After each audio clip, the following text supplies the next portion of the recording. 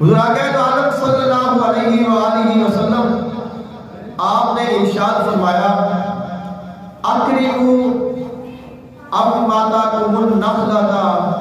فإنها خلقت من فضلہ طینۃ ابیکم آدم۔ آقا علیہ السلام نے فرمایا اپنی پھپھی کھجور دا احترام کیتا کرو، کیوں کہ کھجور جدو اللہ تعالیٰ نے حضرت آدم علیہ السلام بنایا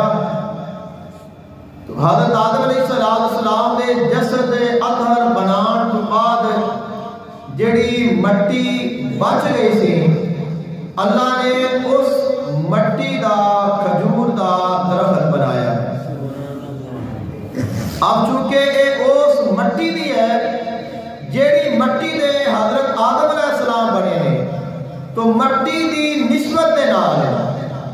اے حضرت آدم علیہ السلام دی بہن بنی اور اس نسبت دے نال تہاڈی سارے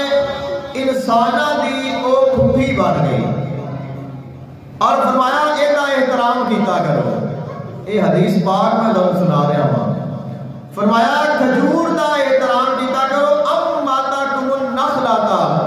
اپنی پھپھی کھجور دا احترام کیتا کرو کیونکہ وہ حضرت آدم علیہ السلام دی بقیہ مٹی دی بنی ہوئی ہے۔ اسی اندازہ لگاؤ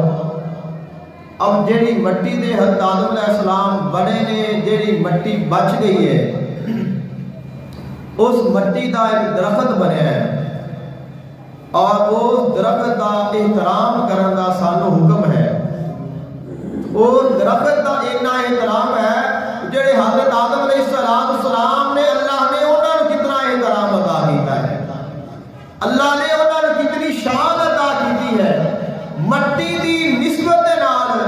کھجور نو اتنی شان مل گئی ہے جڑا حضرت آدم علیہ السلام دا بیٹا ہے جڑا انسان ہے اللہ نے انہوں کتنا مکرم بنایا ہے